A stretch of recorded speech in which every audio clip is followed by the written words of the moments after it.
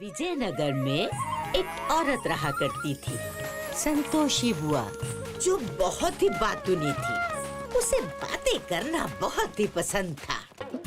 वैसे तो पड़ोस में सुई भी गिर जाए मुझे कोई मतलब नहीं है। आजकल सुरेश के घर हर रोज मेवा मलाई चल रही है, पर मुझे क्या।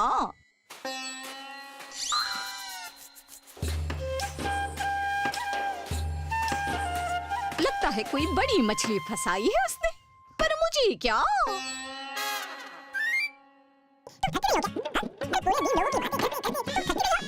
पूरे गांव में यहाँ क्या वहाँ क्या सबकी खबर रखती है और फिर बोलेगी मुझे क्या। कल वापस आना। हाँ, आगे का कल बताऊंगी।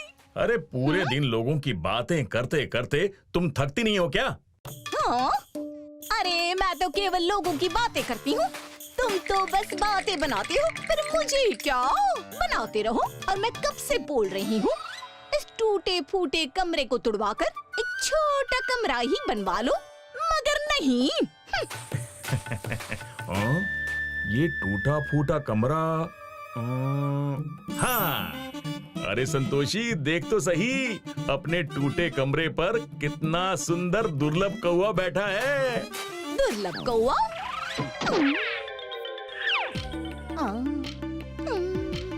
ये कैसा दुर्लभ कौवा है जिसके दर्शन ही दुर्लभ है? ये खबर तो बढ़िया है, मगर मुझे क्या। हाँ हाँ बिल्कुल, ये तो बहुत ही दुर्लभ है। मैं बाजार से होकर आता हूँ, बस इतना ध्यान रहे कि इस दुर्लभ कौवे के बारे में किसी को जानकारी ना हो।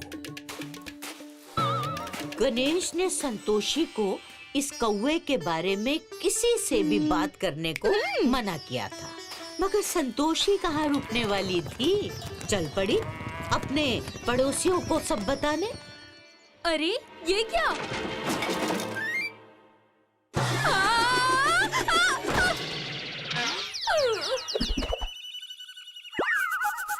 संतोषी तुम? अरे ऐसे कौन आता है? अरे आते जाते छोड़ बहना। आज सुबह बहुत ही दुर्लभ कौवा मेरे घर के बाहर पेड़ पर बैठा था। हाँ दुर्लभ कौवा, पर मुझे क्या, मैं तो देखते ही भागी भागी तुम्हारे पास आ गई। ऐसा क्या दुर्लभ था उसमें? अरे सफेद कौवा था। सफेद कौवा? इतना बड़ा कि भैंस जैसा बड़ा।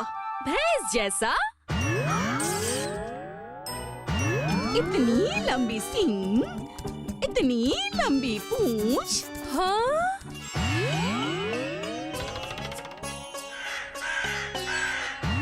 पूंछ वाला कौवा? अच्छा। और नहीं तो क्या, चलती हूँ। अच्छा किसी को बताना मत। ऐसी खबर दी है कि चूल्हा जले न जले कलेजा जला दिया। अभी विमलावती को बताकर आती हूँ मैं।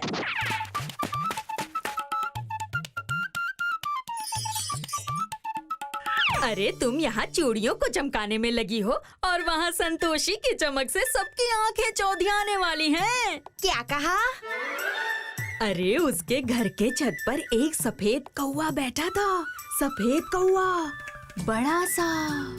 ये बात बस मैं तुम्हें बता रही हूँ, किसी को बताना मत। हाँ? यानी कि मेरी दादी ठीक ही कहा करती थी, जहाँ कोई सफेद कौवा दिखाई दे वहाँ अवश्य ही खजाना छुपा होता है।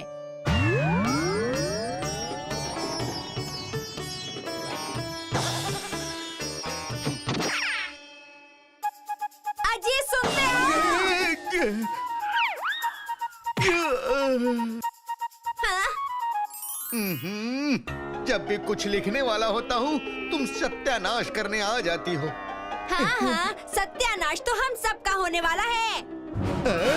वहाँ संतोषी और गणेश बिना एक तिनका उठाए खजाने के मालिक बनने वाले हैं। तुम और तुम्हारे सपने। अरे सपना नहीं, सच कह रही हूँ। उनके घर पे आज एक दुर्लभ सफेद कौवा बैठा था, जो कि बहुत बड़ा था।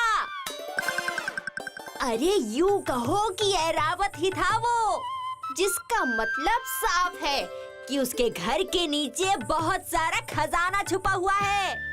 क्या ये बात है?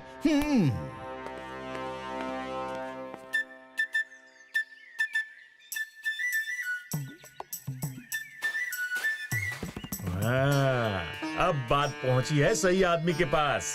अरे कमलेश, आज इस तरफ कैसे? अरे मैंने सुना है कि एक अजीब सा पक्षी तुम्हारी बाहरी हिस्से के छत पे बैठा था। हाँ? तुम्हें कैसे पता चला? ये बात किसी को बताना मत, खासकर राजमहल तक ये बात बिल्कुल नहीं पहुंचनी चाहिए। तुम निश्चिंत रहो गणेश, मैं किसी को नहीं बताऊंगा। बताओगे? कमलेश, जिसे संतोषी और गणेश फूटी आंख नहीं भाते थे, ईर्ष्या के मारे ये बात जहाँ गणेश ने ले जाने को मना किया था वहीं पहुँची। अद्भुत! राज्य की हर संपत्ति पे प्रथम अधिकार राजा का होता है। महाराज को सूचित करने से पहले सीधा उन्हें खजाना निकाल के ही देता हूँ। अति उत्तम। सेनापति जी, आप यहाँ? सब कुशल तो है ना? अभी तक तो तुम भी कुशल से हो और हम भी।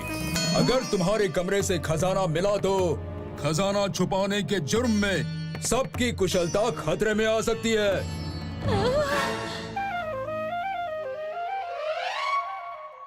सिपाहियों, तत्काल उस टूटे कमरे को खोदने की तैयारी करो। क्या?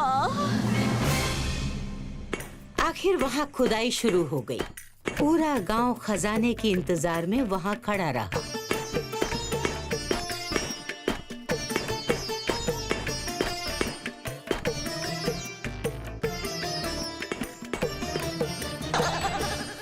महाराज, यहाँ तो कुछ भी नहीं है।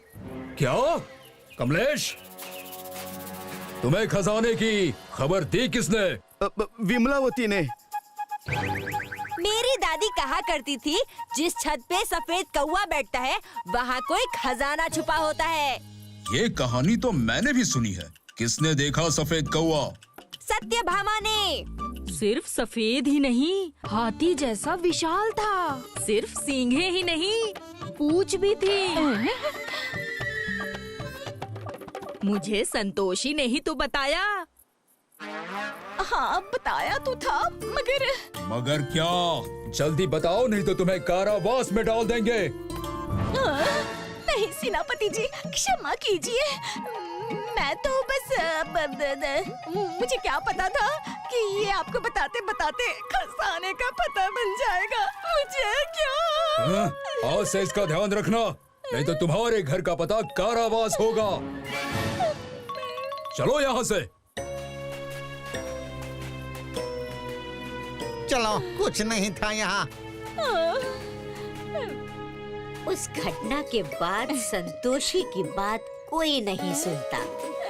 अब तुम्हें लगेगा कि घर टूटने से गणेश खुश क्यों हो रहा है, क्योंकि संतोषी के बड़बोलेपन का फायदा उठाते हुए उसने अद्भुत कौवे की झूठी बात संतोषी से की, जिसके कारण बिना किसी मेहनत के ही उसने अपने टूटे हुए घर को तुड़वाकर अपना एक बड़ा सा बगीचा बनवा लिया।